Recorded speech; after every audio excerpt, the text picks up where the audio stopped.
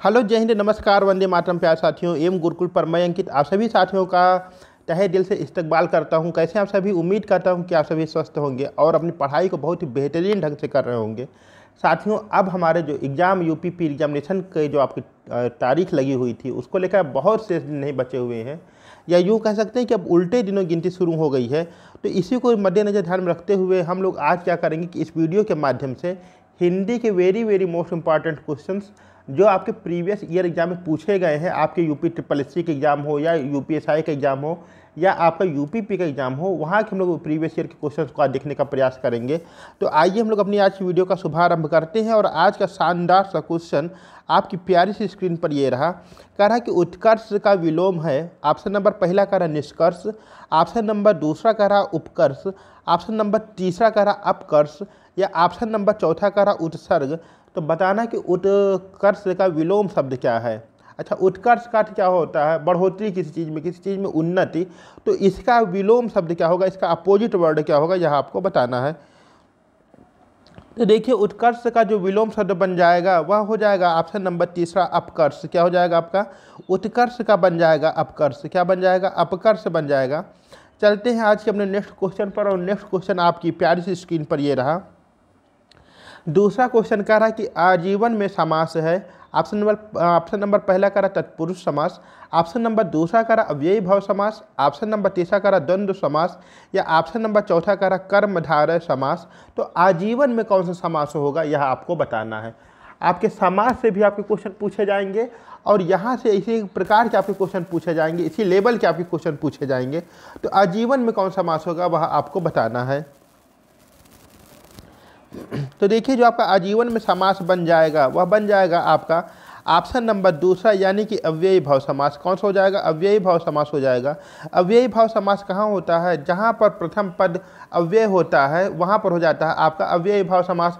तत्पुरुष समास में क्या होता है कि जहाँ पर द्वितीय पद प्रधान होता है वहाँ पर तत्पुरुष समास बन जाता है। द्वंद्व समास जहाँ पर योजक चिन्ह दो शब्दों के बीच में, या यूँ कह सकते हैं कि विपरीतार्थक शब्द होते हैं, वहाँ पर आपका बन जाता है द्वंद्व समास। जैसे माता पिता, दिन रात, भाई बहन इत्यादि। कर्मधारय की बात किया जाए तो जहाँ पर एक पद आपका विशेषण और दूसरा पद आपका विशेष्य होता है वहाँ पर आपका बन जाता है कर्मधारय समास। जैसे महात्मा, नीलगाय आदि आपके इसके उदाहरण हो जाएंगे। तो आजीवन में कौन समास हो जाएगा? तो याद रखिएगा, आजीवन में आपका अव्ययी भाव समास हो जाता है। बहुत बढ़िया। चलते हमने आज के नेक्स्ट क्वेश्चन पर। और नेक्स्ट क्वेश्चन क्या कह रहा है? कह रहा है जिजीविषा का अर्थ है। ऑप्शन नंबर पहला है जीने की इच्छा, ऑप्शन नंबर दूसरा है जीतने की इच्छा, ऑप्शन नंबर तीसरा कह रहा परोपकार की इच्छा, या ऑप्शन नंबर चौथा कह रहा प्रबल इच्छा। तो बताना कि जिजीविषा का अर्थ क्या होता है। तो देखिए, जो जिजीविषा शब्द का सही अर्थ बनेगा वह आपका ऑप्शन नंबर पहला हो जाएगा, जीने की इच्छा। क्या हो जाएगा? जीने की इच्छा हो जाएगी आपकी, जिजीविषा कहलाती है। ठीक है, बहुत बढ़िया क्वेश्चन है आपका कि जीने की इच्छा आपकी क्या कहलाती है। तो वह कहलाती है आपकी जिजीविषा। क्या कहलाती है? जिजीविषा। चलते हमने आज के नेक्स्ट क्वेश्चन पर। और अगला क्वेश्चन क्या कह रहा है कि गमन का विपरीतार्थक बनाने के लिए किस उपसर्ग का प्रयोग किया जाएगा। एक शब्द है आपका गमन, और गमन में वह कौन सा उपसर्ग लगा दिया जाए जिससे कि इसका विपरीतार्थक बन जाए, ये गमन का विलोम शब्द बन जाए, गमन का आपका अपोजिट शब्द बन जाए, वह आपको बताना है। ऑप्शन नंबर पहला कह रहा अनु, ऑप्शन नंबर दूसरा कह रहा आ, ऑप्शन नंबर तीसरा कह रहा उप, या ऑप्शन नंबर चौथा कह रहा परि। ठीक है, अगर अनु लगाएंगे तो अनुगमन हो जाएगा, आ लगाएंगे तो आगमन हो जाएगा, उप लगाएंगे तो उपगमन हो जाएगा, परि लगाएंगे तो परिगमन हो जाएगा। तो गमन का विपरीतार्थक शब्द बनाने के लिए किस उपसर्ग का प्रयोग किया जाएगा, यह आपसे पूछ रहा है। तो देखिए, गमन का अर्थ क्या होता है? गया हुआ या जाना। क्या हो जाएगा? जाना। और जब इसमें हम आ लगा देंगे, क्या लगा देंगे? आ लगा देंगे तो बन जाएगा आगमन। आगमन मतलब क्या होता है? आना होता है। ठीक है, तो गमन का अगर हमको विपरीतार्थक शब्द बनाना है तो यहाँ पे आ लगा देंगे, बन जाएगा आगमन। अच्छा, उपसर्ग क्या होते हैं? उपसर्ग ऐसे शब्दांश होते हैं जो शब्द के पहले लग करके लगते हैं, वह कहलाते हैं आपके उपसर्ग, और शब्द के अंत में लगने वाले कहलाते हैं आपके प्रत्यय। बहुत बढ़िया, बहुत ही प्यारा सा क्वेश्चन है। ठीक है, चलते हैं आज अपने नेक्स्ट क्वेश्चन पर। नेक्स्ट क्वेश्चन क्या कह रहा है? वो कह रहा है आपका कि अज का अर्थ नहीं है। बहुत ही शानदार सा क्वेश्चन है आपका। क्वेश्चन कह रहा है कि अज का अर्थ नहीं है। ऑप्शन नंबर पहला कह रहा है जिसका जन्म ना हो, ऑप्शन नंबर दूसरा कह रहा दशरथ के पिता, ऑप्शन नंबर तीसरा कह रहा मोती, या ऑप्शन नंबर चौथा कह रहा ब्रह्मा विष्णु और महेश निम्नलिखित में से अज का अर्थ कौन सा नहीं होगा। तो देखिए ऑप्शन नंबर फर्स्ट की अगर हम बात करें, जिसका जन्म ना हुआ वह भी आपका अज कहलाता है, और राजा दशरथ के पिताजी का नाम भी अज था, जबकि ब्रह्मा विष्णु और शिव के लिए भी अज शब्द का प्रयोग किया जाता है। तो अज का जो अर्थ नहीं होता है वह आपका बन जाएगा ऑप्शन नंबर तीसरा, यानी कि मोती। मोती आपका अज का अर्थ नहीं होता है। बहुत ही शानदार सा क्वेश्चन है आपका। और चलते हमने आज के नेक्स्ट क्वेश्चन पर। और नेक्स्ट क्वेश्चन क्या कह रहा है आपका, कह रहा है देवता का पर्यायवाची शब्द है। ठीक है, निम्नलिखित में से देवता का पर्यायवाची शब्द कौन सा होगा। ऑप्शन नंबर पहला कह रहा किंकर, ऑप्शन नंबर दूसरा कह रहा विबुध, ऑप्शन नंबर तीसरा कह रहा विपुल, या ऑप्शन नंबर चौथा कह रहा लोकेश। तो आपको बताना है देवता का ईश्वर का पर्यायवाची निम्नलिखित में से कौन सा है। ठीक है, अगर हम किंकर की बात करते हैं यानी ऑप्शन नंबर पहले की बात करते हैं, तो किंकर आपके किसका हो जाता है, आपके परिचारक का हो जाता है, आपके नौकर का पर्यायवाची हो जाता है। विपुल का अर्थ होता है बहुत अधिक मात्रा में, और लोकेश का अर्थ होता है जो इस लोक का इस संसार का जो ईश्वर वह हो जाएगा लोकेश। तो देवता का पर्यायवाची क्या होता है, तो याद रखिएगा विबुध आपकी देवता के पर्यायवाची होती है। किसकी, विबुध आपकी देवता की पर्यायवाची होती है, यानी कि ऑप्शन नंबर दूसरा हमारा करेक्ट इसका आंसर बन जाएगा। चलते हैं आगे अपने आज के नेक्स्ट क्वेश्चन पर। कह रहा शब्दकोश में, हिंदी शब्दकोश में, यानी हिंदी जो आपकी डिक्शनरी है उसमें अगर हम छा वर्ण का क्रम देखते हैं तो किस वर्ण के बाद आता है। ऑप्शन नंबर पहला कह रहा हा वर्ण, ऑप्शन नंबर दूसरा कह रहा छा वर्ण, ऑप्शन नंबर तीसरा कह रहा सा, या ऑप्शन नंबर चौथा कह रहा का। ठीक है, तो आपको बताना है कि आपका जो छा से क्षत्रिय बनता है, अगर हिंदी शब्दकोश की हम बात करें तो उसमें किस वर्ण के बाद इसका क्रम आता है। तो देखिए जो आपका छा है यह क्या है, आपका संयुक्त व्यंजन है, अर्थात दो व्यंजन को दो व्यंजनों के मेल से बना हुआ है आपका छा। तो देखते हैं कौन कौन सा इसमें आपका व्यंजन मिला है।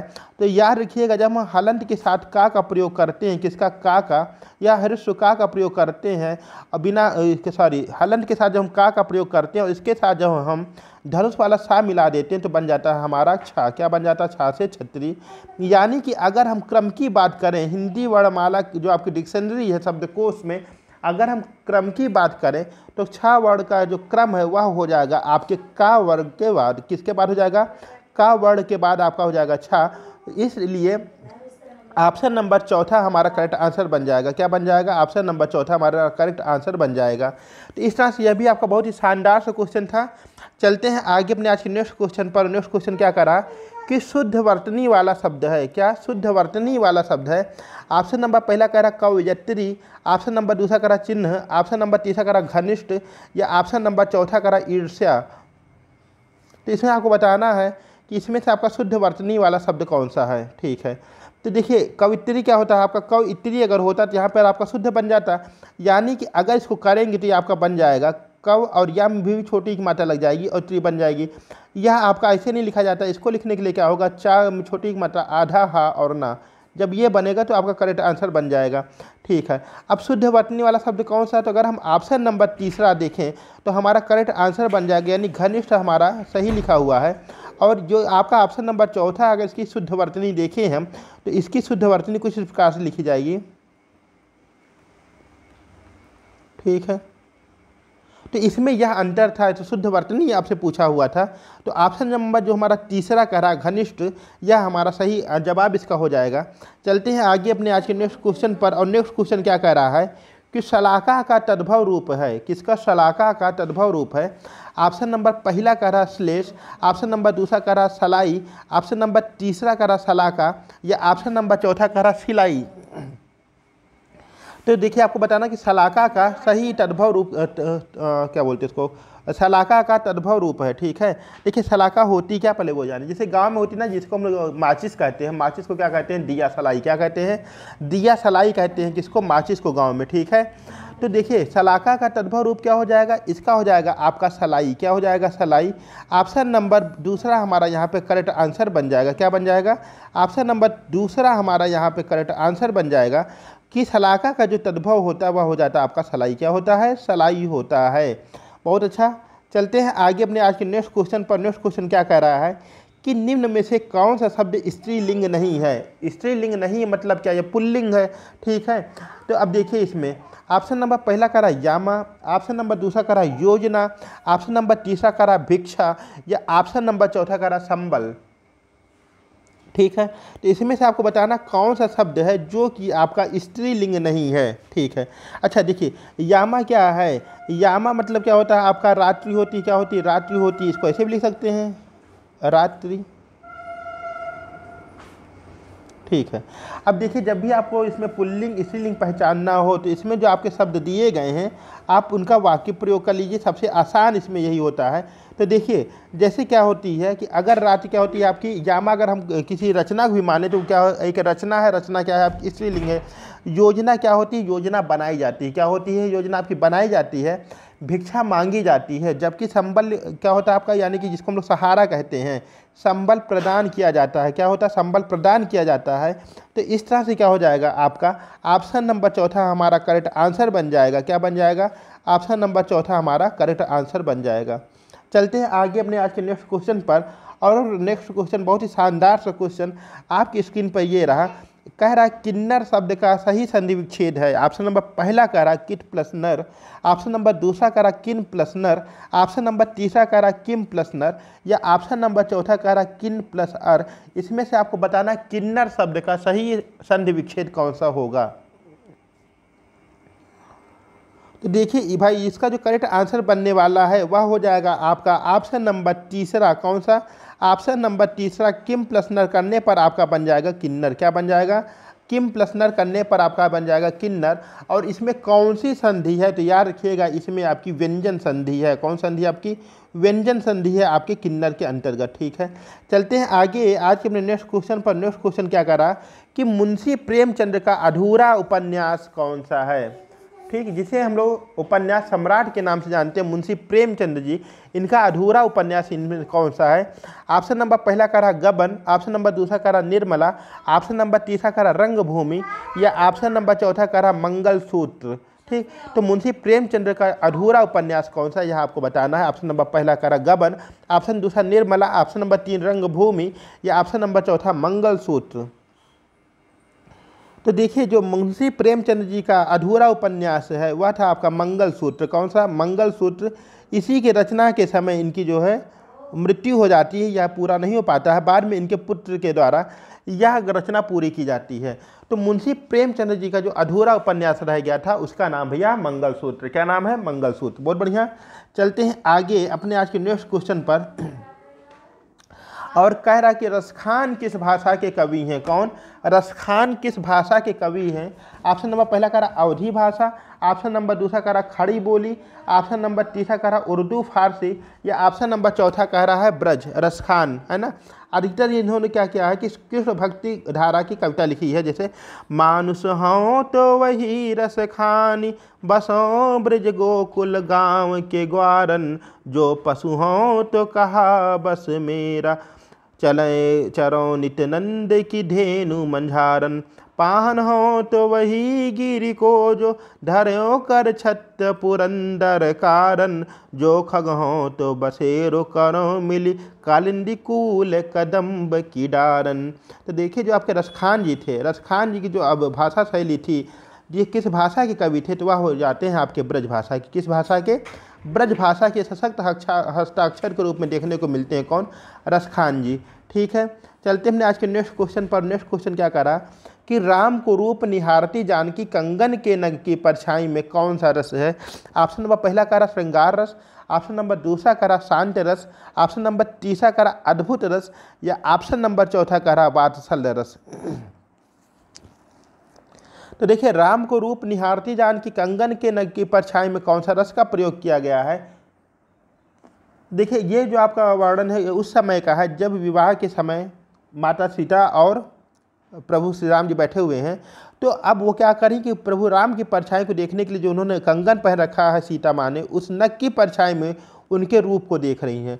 तो राम को रूप निहारती जानकी कंगन के नग की परछाई में कौन सा आपका रस हो जाएगा, आपका बन जाएगा ऑप्शन नंबर पहला, यानी कि आपका श्रृंगार रस इसका करेक्ट आंसर हो जाएगा। कौन सा, श्रृंगार रस इसका करेक्ट आंसर हो जाएगा।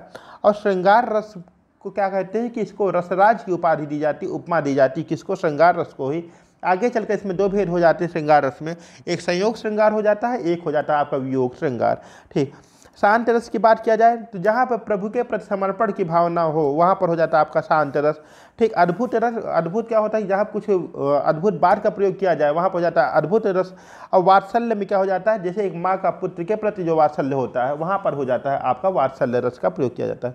तो राम को रूप निहारती जानकी कंगन के नग की परछाई में कौन सा रस है? तो यह हो जाएगा आपका श्रृंगार रस।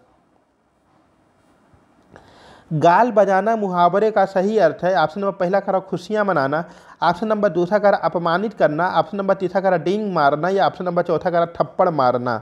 ठीक, तो गाल बजाना मुहावरे का सही अर्थ हो क्या हो जाएगा? ऑप्शन नंबर पहला करा खुशियां मनाना, ऑप्शन नंबर दूसरा करा अपमानित करना, ऑप्शन नंबर तीसरा करा डींग मारना, या ऑप्शन नंबर चौथा करा है थप्पड़ मारना।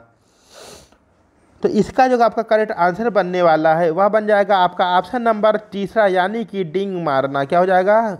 डींग मारना को ही कहते हैं गाल बजाना। इस तरह से आज हम लोग अपने मोस्ट इंपॉर्टेंट क्वेश्चंस को देखे हैं।